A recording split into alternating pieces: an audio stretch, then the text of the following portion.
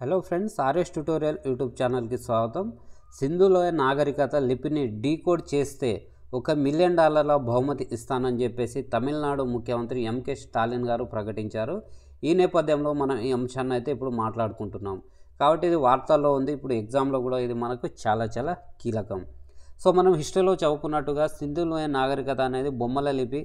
అది ఇంకా అంటే దాన్ని మనం కనుగొన్నాము, బట్ అది మనకు రాయడానికి వీలు కాకుండా ఇంకా పూర్తిగా దాన్ని మనము లిపిని డీకోడ్ చేయకుండా ఉన్నాం. కాబట్టి అది ఇంకా మనకు అక్కడ ఏందనేది నిజాలు తెలియకుండానే ఉన్నాయి.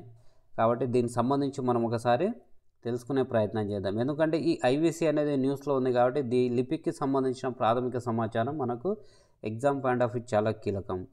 సో ఇక్కడ చూస్తే సింధులోయ నాగరికత లిపిని డీకోడ్ చేసేందుకు తమిళనాడు ముఖ్యమంత్రి ఎంకే స్టాలిన్ గారు $1 బిలియన్ బహుమతిని ప్రకటించారు.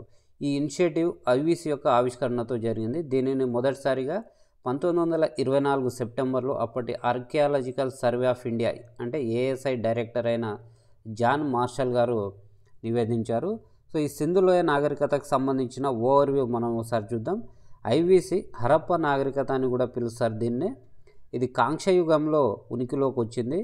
1.5 మిలియన్ చదరపు కిలోమీటర్ల విస్తీర్ణంలో ఇది ఆధునిక భారతదేశం, పాకిస్తాన్ మరియు ఆఫ్ఘనిస్తాన్లోని కొన్ని ప్రాంతాలను కలుపుకొని అప్పుడు ఐవీసీ కొనసాగింది. ఇది భౌగోళికంగా ఈజిప్షియన్ మరియు మెసటోపియా నాగరికత రెండింటిని కలిపినా కానీ అంతకంటే ఎక్కువ ఏరియా అంటే వైశాల్యంలో ఉంది. ప్రఖ్యాత పురావస్తు శాస్త్రవేత్త అహ్మద్ హసన్ దాని ఐవీసీ మధ్య పశ్చిమాసియా దేశాలకు భారతదేశానికి కలిపి ఒక పురాతన వలస మార్గాల్లో ఉందని పేర్కొనడం జరిగింది. ఈ సింధులోయ లిపి గురించి చూస్తే మనకి ఇక్కడ కనిపిస్తున్నాయి వర్డ్స్. వీటిని అయితే మనము ఇప్పటికీ ఐడెంటిఫై చేసాం, బట్ వాటి మీనింగ్ అనేది నెక్స్ట్ డెవలప్ అయిన లాంగ్వేజెస్ సింక్ అవ్వట్లేదు.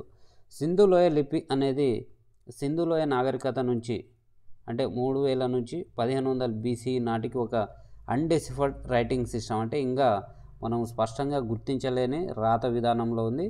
ఇది ఆధునిక భారత్ అంటే ప్రస్తుతం ఉన్న ఇండియా, పాకిస్తాన్, ఆఫ్ఘనిస్తాన్లోని కొన్ని సైట్లలో ముద్రలు, కుండలు మరియు ఇతర కళాఖండాలపై కనిపించే ఇలాంటి చిహ్నాలు అయితే ఉంటాయి.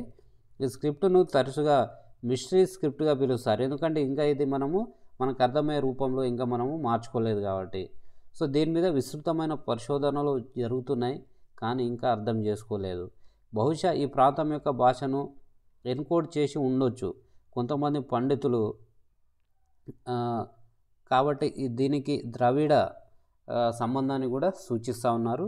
స్క్రిప్ట్లో ద్రవిడ భాషల ఆకృతికి అనుగుణమైన ఉపస్కరణలు ఫిక్స్లు అనేవి ప్రస్తుతానికి లేవు. అంటే ద్రవిడ భాషకు సంబంధించిన దానికి సంబంధాలు ఉన్నాయని మనం ప్రాథమికంగా భావించడానికి కూడా ఎలాంటి ఆధారాలు లేవు.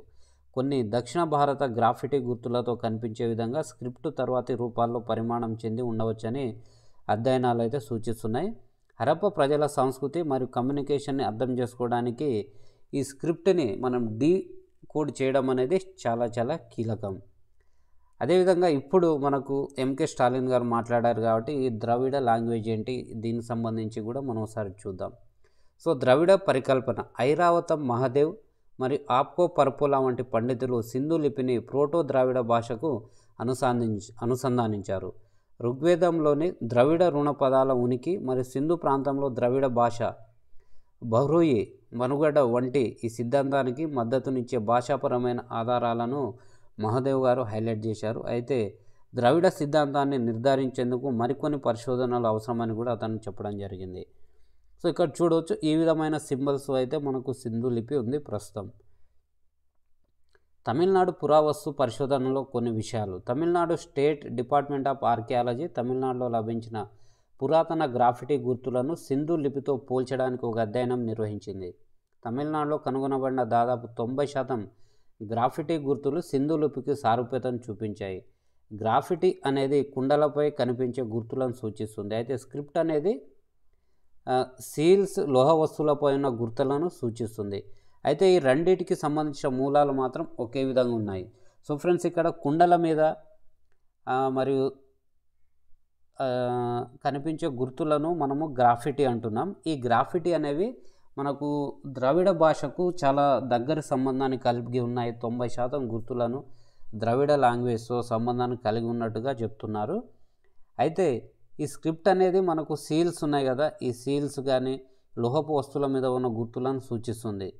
ద డాక్యుమెంటేషన్ మరియు డిజిటలైజేషన్ ప్రాజెక్టు పురాతన కుండల గ్రాఫిటీ మరియు శాసనాలను అధ్యయనం చేయడానికి TNSDA 2022-23లో ఒక ప్రాజెక్ట్ ప్రారంభించింది. తమిళనాడులోని 140 సైట్ల నుండి మొత్తం 15,184 గ్రాఫిటీ బేరింగ్ కుండలను, అంటే ఆ కుండలకు సంబంధించిన ముక్కలను సేకరించారు పరిశోధకులు.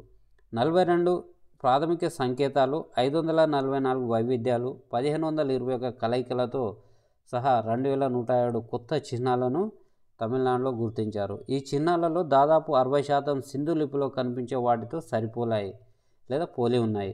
ఇది సాధ్యమయ్యే సాంస్కృతిక లింక్, అంటే మనకు ఇండస్ వ్యాలీ సివిలైజేషన్కి ద్రవిడ సంస్కృతికి ఒక లింక్ ఉన్నట్టుగా మనం ప్రాథమికంగా భావించవచ్చని తమిళనాడు భావిస్తూ ఉంది.